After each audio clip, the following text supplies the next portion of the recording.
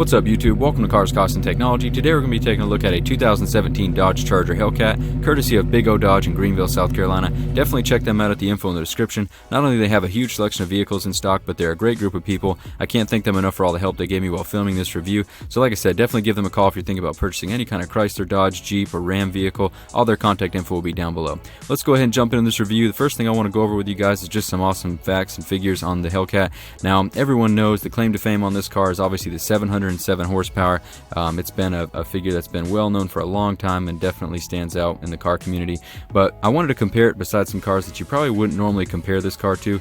I've got here the Ferrari 488 GTB, the Lamborghini Huracan, and the new McLaren 720S. Now, like I said, these are very expensive exotic cars that you probably would never compare directly to a Hellcat. Obviously the Charger variant is a four-door car and really wouldn't compete with these cars on a track, but when you look at just raw power, you can see just how incredible it is, how much horsepower this car has, and it really stands out to me. And then when we look at top speeds, it's even more incredible. You know, the Hellcat has a 204 mile an hour top speed with a four-door car, which is just insane. And you look at some of these other just super expensive exotics, you know, they're right around that. I mean, the 720S is just a little bit higher with 212 miles per hour. So I mean, to me, I'm just blown away that a four-door car, you know, very heavy car at that, is able to do 204 miles an hour with 707 horsepower, and it's not a well over six-figure car.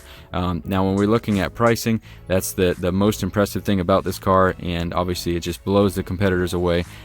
Starting under $70,000 MSRP, it's not even in the same ballpark as these other cars that we're comparing it to. So again, obviously they're not going to compete head-to-head on a track, things of that nature, but when you're looking at top speed, you're looking at horsepower, some of those performance metrics, it's incredible that for even remotely the price that the car is, it's able to compete on some of those levels. So I'm really impressed with that, and I'm proud to say that this is an American-made car, you know, an American brand. It's pretty cool to have this kind of publicity on an American-made car that's able to compete with some of these extremely expensive exotics on such a competitive level at such a low price that is actually attainable for really your average American if they work hard and save up.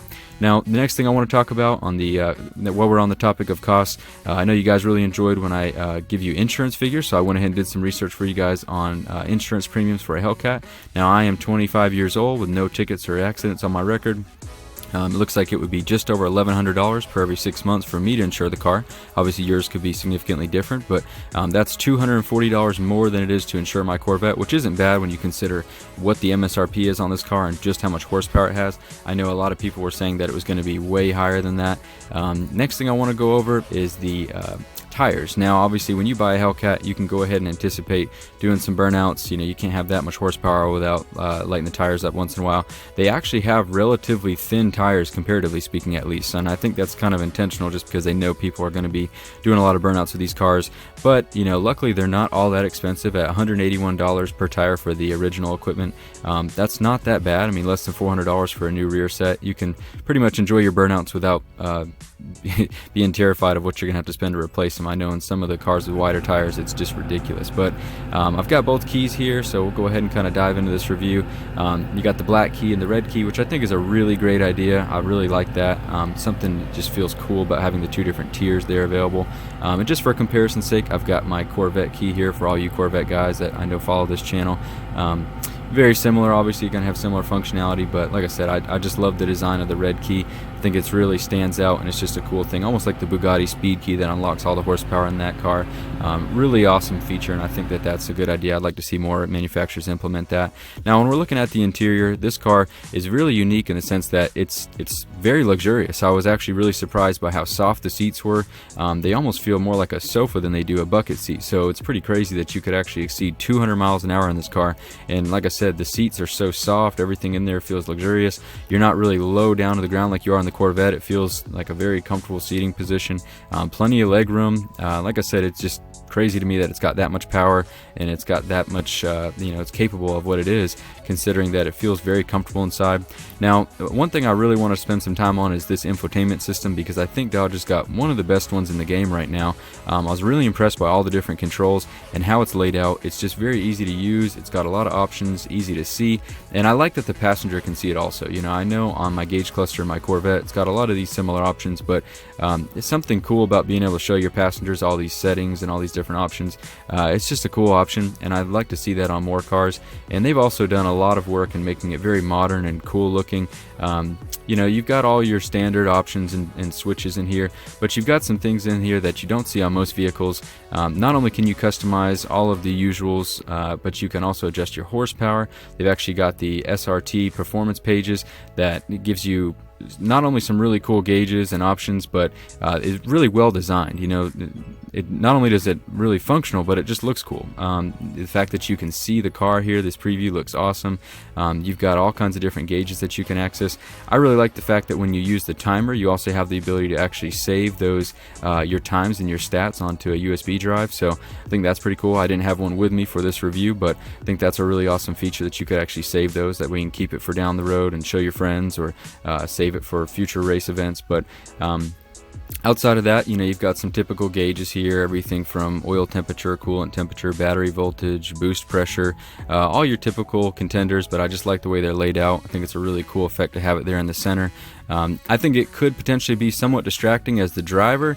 I don't know that you'd want to look down there while you're actually racing, but really cool that you have it there that you can look at afterwards, or your passenger can look at while you're driving. And you got your G-force meter, a really cool gauge here that measures horsepower, torque, boost pressure. So like I said, I'm just really overall impressed with this infotainment system. I like the fact that the passenger can see it. I do think some of it should probably be shifted more towards maybe like a heads-up display, or more in this center cluster, which most of it is available there. But overall, I really like that, and I wish that more cars had the option to do it in both sections of the car. That way your passenger could see some of those cool stats as well, make the ride more enjoyable and kind of stand out as a cooler car. But you've got your typical items up on the gauge cluster. I really like how they've got the red illumination from the background, and obviously the speedometer goes up to 200 miles an hour, being that this car can actually go over 200 miles an hour. But overall, just really cool and clean gauge cluster. As far as some driving clips here, we're just going to roll a few shots. I was able to get a few of the car. Unfortunately, my equipment was getting really hot during filming, and I wasn't able to get all of the shots that I wanted to, and wasn't able to capture all the sounds of that supercharger that I wanted to, but still able to get a lot of great shots of the car here. You can see just how good it looks from pretty much all angles. You know, it's hard to find a bad angle on this car, especially considering you can actually fit a family in here. It's just crazy to think that it can look that good and aggressive while driving.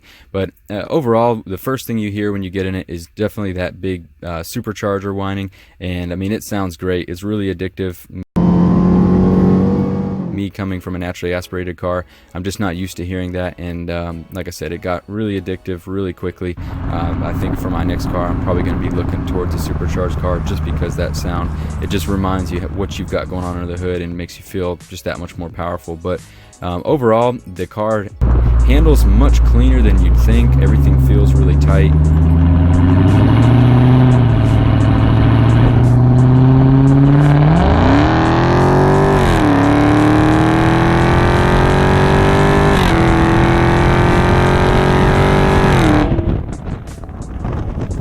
There's a nice little pull for you guys just to hear that 700 plus horsepower engine stretch its legs a little bit. But like I said, everything feels very tight and controlled. I was very surprised. I assumed that with that much horsepower, things would be a little out of control, a little bit intimidating, a little loose and sloppy, I guess you could say. But everything felt very tight and controlled. I was very surprised by how tame it felt. It's not an intimidating car at all. I believe with conservative throttle application, pretty much anyone could drive this car, whether they were experienced or not. I don't think you'd have to worry about it being too powerful or dangerous for an inexperienced driver. Now obviously, if you get into all the settings, open up all the throttle and turn off some of the restrictions, yes, obviously you could get a little in trouble if you don't know what you're doing with all that power. But overall, I don't think anyone have that issue unless if they're actually trying to use all that power. So overall, very well-rounded car. I think if I were to have a family, this would 100% be my choice. It's just incredible to me that you can have this kind of performance and speed in this package for this price. You know, with the rear seats, full-size rear seats. You know, not a little seats like in a Mustang or Camaro. But overall, I really enjoyed reviewing the car. Again, big shout out to Big O Dodge. Check them out, the info in the description. But that's it for this one, guys. Definitely let me know in the comments what you thought about this review and what cars you want to see next. If you have any questions on the Hellcat, let me know down below. I'll do the best I can to answer them for you. Thanks again, guys. Have a great day.